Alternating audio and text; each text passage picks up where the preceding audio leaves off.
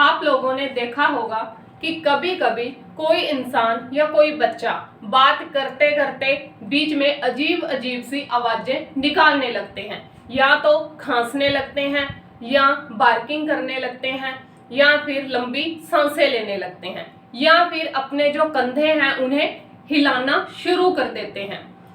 इसे आप अच्छी तरह से समझ सकते हैं। जो रानी मुखर्जी की एक मूवी आई थी हिचकी, उसमें रानी मुखर्जी ने जो किरदार निभाया था वो एक ऐसे ही पर्सन का निभाया था। तो उसमें जो रानी मुखर्जी करती हैं, एक वो उनकी इच्छा से नहीं होता, बल्कि ऐसे में जो पर्सन है उसे पता ही नहीं चलता कब वो ऐसी मूवमेंट्स कर जाता है। तो यह एक डिसऑर्डर है जिसे मूवमेंट डिसऑर्डर कहते हैं और जिसका नाम है टिक डिसऑर्डर। तो चलिए देखते हैं कि आखिर ये टिक डिसऑर्डर क्या होता है और ये कितने प्रकार का होता है, किस किस तरह के जो टिक्स हैं या कह सकते हैं कि मूवमेंट्स हैं वो इसमें पर्सन करता है। तो जानते हैं अपने टिक्स के बारे में। देखिए, टिक डिसऑर्डर ये क्या है? सडन यानी कि अचानक, एबनॉर्मल, नॉर्मल नहीं होती, एबनॉर्मल, सडन, एबनॉर्मल, इनवॉल्यूंटरी यानी कि पर्सन का इस पर कोई भी अपना कंट्रोल नहीं होता, इनवॉल्यूंटरी, रैपिड यानी कि बहुत ज्यादा तेज, रैपिड, रिपीटेटिव यानी कि बार बार दोहराई जाने वाली, पर्पजलेस, कोई पर्पज नहीं होता ऐसी मूवमेंट्स के पीछे, पर्पजलेस होती हैं, contraction of small group of muscles, जो पर्सन की स्मॉल मसल्स रहती हैं उनमें कॉन्ट्रैक्शन होने लगता है अपने आप, इनवॉल्यूंटरी, इन्वॉल्विंग। अब इसमें मेनली क्या क्या चीजें आती हैं? एक तो फेस रहता है, सेकेंडली पर्सन का जो थ्रोट है वो इन्वॉल्व रहता है, एंड थर्ड जो पर्सन के शोल्डर्स हैं वो इन्वॉल्व रहते हैं। तो टिक डिसऑर्डर एक ऐसा डिसऑर्डर है जिसमें पर्सन इनवॉल्यूंटरी, रैपिड, सडनली यानी कि अचानक से कर देगा, और इनवॉल्यूंटरी होगा किससे? सिर्फ फेस, शोल्डर्स और थ्रोट से ये रिलेटेड होता है। सिर्फ फेस की जो मसल्स हैं वो, थ्रोट की मसल्स और शोल्डर की मसल्स सडनली और रैपिडली इनवॉल्यूंटरी क्या करने लगती हैं? मूवमेंट्स करने लगती हैं। ये कहलाता है टिक डिसऑर्डर। इसके बाद है इसका इंसिडेंस। अगर इसका इंसिडेंस देखें तो 2 साल से लेकर 5 साल के बच्चों में यह ज्यादातर देखने को मिलता है, लेकिन इसके अलावा अडल्ट एज में भी 21 ईयर ऑफ एज के जो अडल्ट रहते हैं उनमें भी देखने को ये मिलता है।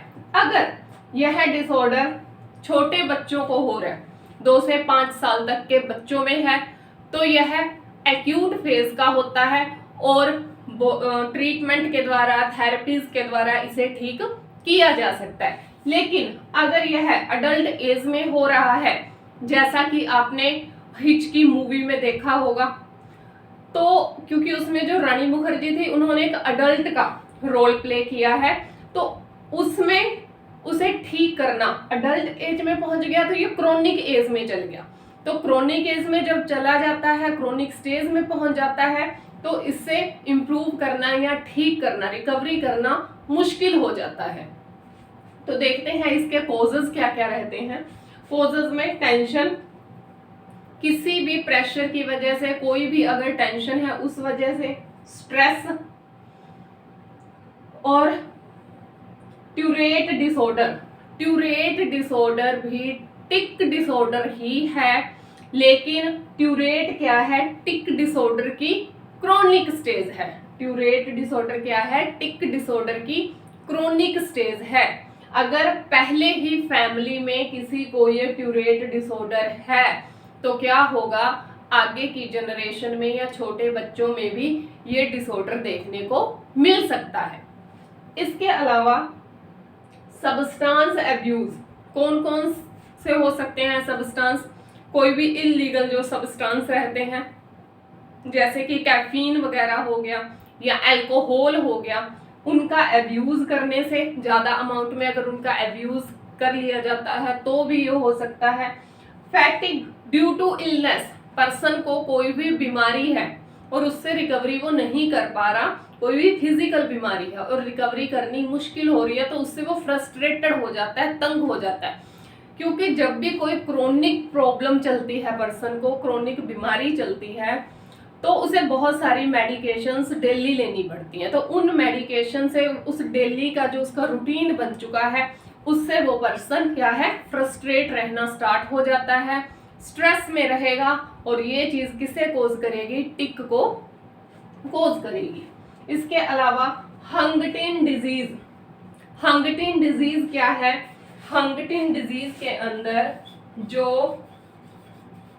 ब्रेन की सेल्स होती हैं, जो ब्रेन की सेल्स होती हैं, उन तक सेंसेशंस नहीं पहुंच पाती। ब्रेन की जो सेल्स हैं, जो ब्रेन को सेंसेशंस पहुंचाती हैं, तो जो ब्रेन की सेल्स हैं वो उन तक क्या है, सेंसेशंस पहुंच ही नहीं पाती कि हमें क्या करना है। अगर ब्रेन की सेल्स तक सेंसेशन पहुंचेंगी तभी क्या होगा, जो अपनी बॉडी है वो प्रॉपर तरह से मोटर एक्टिविटीज कर पाएंगी। लेकिन क्या है, इसमें तो वो सेंसेशंस पहुंच ही नहीं रही, बीच में ही कट हो रही हैं, तो वो कहलाता है हंगटन डिजीज। हंगटन डिजीज अगर किसी पर्सन को है, उसके ब्रेन सेल्स को इंफॉर्मेशन नहीं मिल रही, तो उसकी पर्सन की बॉडी को पता ही नहीं चलता कि कौन सी मूवमेंट कब करनी है और कब नहीं करनी। तो ये कोजेस रहते हैं टिक डिसऑर्डर के। अभी अपने देखते हैं कि इसका क्लासिफिकेशन क्या है। तो इसके क्लासिफिकेशन के दो पार्ट्स हैं। फर्स्ट है मोटर, मोटर टिक है फर्स्ट। मोटर मतलब मूवमेंट से रिलेटेड। मोटर में क्या आएगा, पर्सन की मूवमेंट्स आएंगी, एक्टिविटीज आएंगी। तो देखिए इसमें फर्स्ट वन है आई ब्लिंकिंग। ऐसा पर्सन क्या करता है, बार बार जो अपनी आईज हैं उन्हें ब्लिंक करेगा। कैसे, ऐसे, ठीक है, बार बार अपनी आईज को ब्लिंक करता रहता है। उसके बाद है आई ट्विचिंग। ट्विचिंग मतलब आंखों को यूं भींच लेना, इस तरह से, ऐसे। तो आंखों को क्या करेगा, इस तरह से ट्विस्ट करेगा, ट्विचिंग करेगा। तो आई ब्लिंकिंग, आई ट्विचिंग। ग्रीमेस, ग्रीमेस होता है मुंह बनाना, अलग अलग तरह के फेस बनाएगा, मुरोड़ेगा तोड़ेगा अपने फेस को। जैसे आप लोग इमोजीज देखते हैं ना, अलग अलग तरह की होती हैं, कभी इधर कर ली मसल्स, कभी इधर, तो वो उस तरह से ग्रीमेस अलग अलग के क्या करता है, मुंह बनाने लगता है। गेस्चर, गेस्चर में क्या है, जो अपनी गेस्चर्स है यूं ऊट पटांग से करेगा, अपने शोल्डर्स को यूं या हैंड्स को वगैरह, जो पर्पस लेस होंगी, पर्पस लेस होंगी।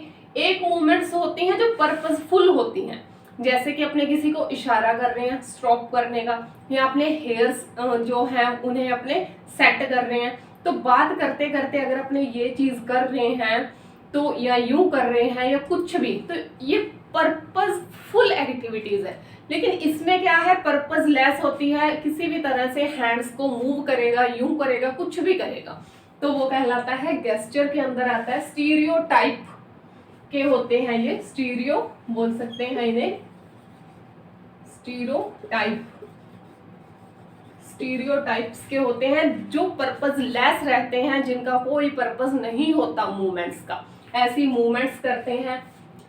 ऑब्स्कैन एक्ट करेगा। ऑब्स्कैन एक्ट कौन से होते हैं, ऑब्स्कैन एक्ट मीन्स जिसे अपनी सोसाइटी स्वीकार नहीं करती, मीन्स बहुत ही गंदे, ओके, ऐसे एक्ट करेगा, ऐसी एक्टिविटीज करेगा जो बहुत ही गंदी होती हैं, ओके, वो कहलाती हैं obscene act, related to sexual act. उसके बाद है वोकल टिक। ये था मोटर टिक, जिसमें क्या क्या था, आई ब्लिंकिंग करना, आई ट्विचिंग करना, ग्रीमेस, और ग्रीमेस मतलब मुंह बनाना, यहां लिख देती हूं मैं, मुंह बनाना, अलग अलग तरीके से मुंह बनाएगा। गेस्चर स्टीरियोटाइप्स होता है, पर्पस लेस ये एक्टिविटीज करता है।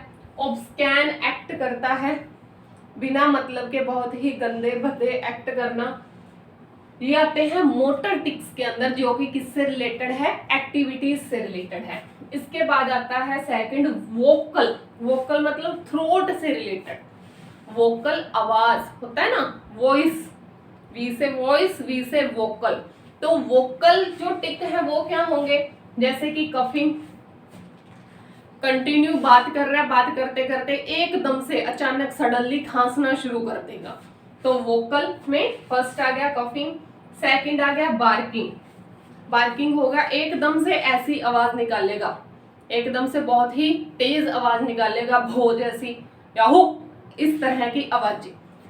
उसके बाद है थ्रोट क्लियरिंग, जैसे बात करते करते अपने गले को अपने साफ करते हैं इस तरह की आवाजें। लेकिन ये सडन होंगी, एकदम से होंगी, नॉर्मली नहीं होती, एकदम से होंगी और बहुत तेज होंगी। इनकी जो फ्रीक्वेंसी रहती है ऐसी आवाजों की, वो बहुत ही ज्यादा होती है।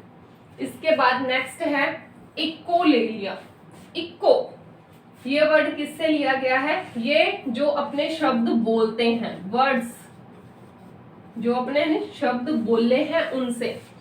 तो इक्को ले लिया में क्या होगा, अगर सामने वाला पर्सन कोई वर्ड बोल रहा है तो ये पेशेंट उसे क्या करेगा, बार बार रिपीट करेगा।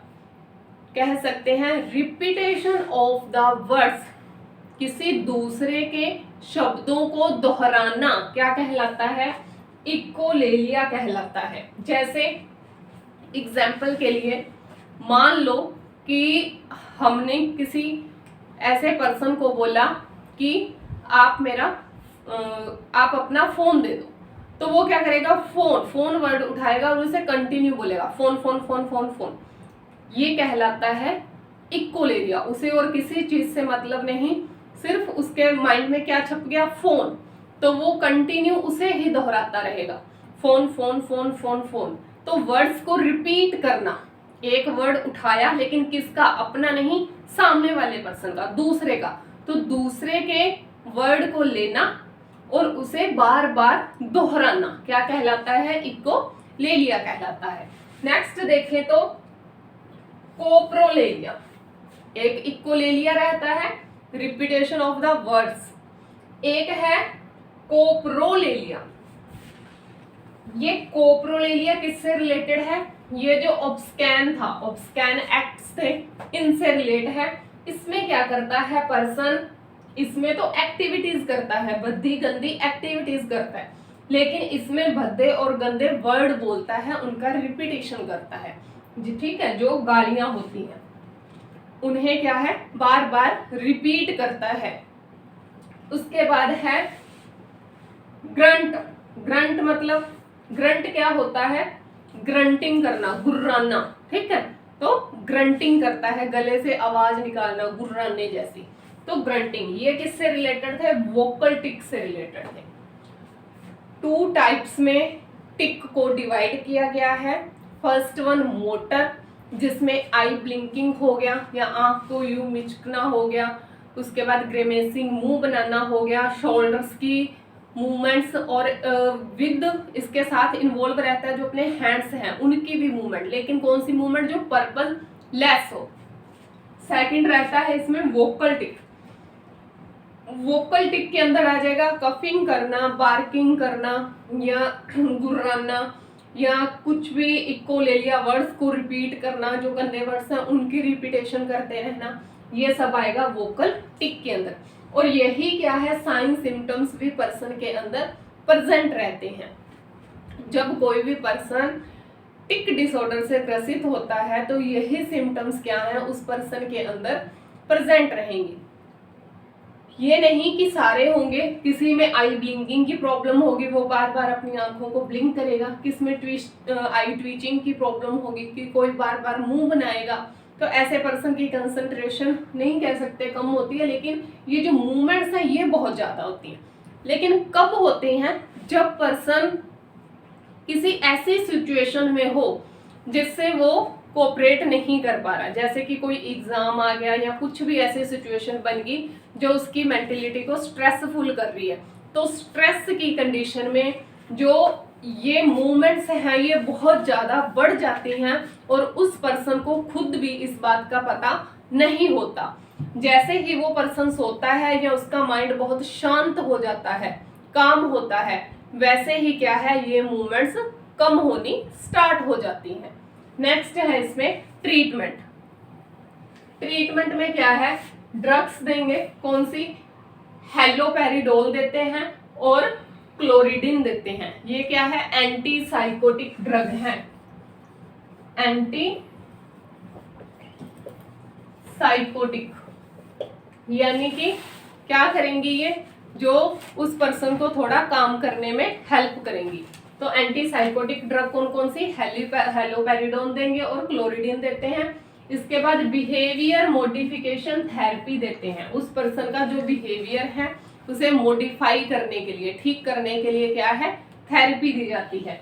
फिर इंडिविजुअल और फैमिली काउंसलिंग की जाती है, उस पर्सन की इंडिविजुअली यानी कि अकेले में उसकी काउंसलिंग करना और विद फैमिली, उसकी फैमिली के साथ बिठाकर क्या करते हैं, उसकी काउंसलिंग की जाती है, जिसमें उस फैमिली के जो मेंबर्स हैं उन्हें भी बताया जाता है कि ये इनवॉल्यूंटरी है, इसमें इस बच्चे का या पर्सन का खुद का कोई रोल नहीं है, ठीक है। तो इसीलिए उसके साथ क्या है, एडजस्टमेंट करो, कोऑपरेट किया जाए ताकि उसे शर्मिंदा ना होना पड़े। क्योंकि ऐसे जो बच्चे रहते हैं, क्योंकि ये ज़्यादातर 2 से 5 ईयर या अडल्ट में देखने को मिलेगी, तो जब ये सोसाइटी में बहुत सारे लोगों के बीच होते हैं, जैसे कि स्कूल में हो या ऑफिस में कलीग्स के साथ हो या कॉलेज में हो, तो एकदम से जब इनकी ये एक्टिविटीज बाहर आती हैं, इन एक्टिविटीज को वो करते हैं जिन्हें वो खुद जानते भी नहीं है कि वो एक्टिविटीज वो करने वाले हैं, क्योंकि ये अनैच्छिक होती हैं, उनकी इच्छा पे नहीं होती, उनका कोई कंट्रोल नहीं होता।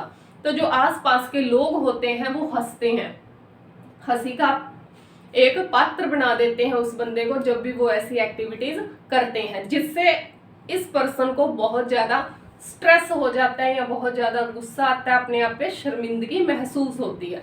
तो ऐसे में क्या है, काउंसलिंग की जाए कि उस पर्सन के साथ कैसे हमें बिहेव करना है, ट्रीट करना है। प्रमोट करेंगे ऐसे बंदे की सेल्फ एस्टीम को, जो वो अपने आप में अब नेगेटिविटी भर लेता है कि जो सोसाइटी है वहाँ के लोग मुझे अच्छा नहीं समझ रहे, सिर्फ मेरी इस हैबिट की वजह से, तो उसकी मेंटिलिटी पे बहुत ज़्यादा नेगेटिव इफेक्ट पड़ता है। तो प्रमोट करना है उसकी सेल्फ स्टीम को, ठीक है। उसके बाद है सेल्फ कॉन्फिडेंस, जो उसका कॉन्फिडेंस इस वजह से लो हो चुका था उसे बढ़ाएंगे, बढ़ाने की कोशिश करेंगे। इम्प्रूव करेंगे सोशल रिलेशनशिप, वही सोशल मतलब अगर वो स्कूल में पढ़ रहा है तो स्कूल में जो उसके जितने भी लोग हैं, उसके टीचर्स हैं या क्लासमेट्स हैं, फ्रेंड सर्कल है, उनके साथ वो अच्छी तरह से बात करे। तो इम्प्रूव करना है सोशल रिलेशनशिप को। प्रोवाइड सपोर्टिव इन्वायरमेंट, ऐसा इन्वायरमेंट उस पर्सन को अपने प्रोवाइड करवाएंगे जो उसके लिए क्या हो, सपोर्टिव हो, हेल्पफुल हो, जिस इन्वायरमेंट में रहकर वो अपने आप को सेफ फील करे और अपनी इस हैबिट के साथ क्या कर सके, खुद को कंटिन्यू रख सके। अगर यह डिसऑर्डर छोटे बच्चों में हो रहा है तो इसे थेरेपीज के थ्रू ठीक किया जा सकता है, ड्रग्स के दे के भी ठीक किया जा सकता है। लेकिन अगर ये डिसऑर्डर अडल्टहुड में चला गया या अडल्ट एज में है पर्सन को, तो इसे ठीक करना थोड़ा मुश्किल हो जाता है। अगर आपको मेरी आज की वीडियो अच्छी लगी हो तो प्लीज़ लाइक करें, शेयर करें, सब्सक्राइब करें, नीचे दिए गए बेल आइकन को प्रेस करें। Thank you so much.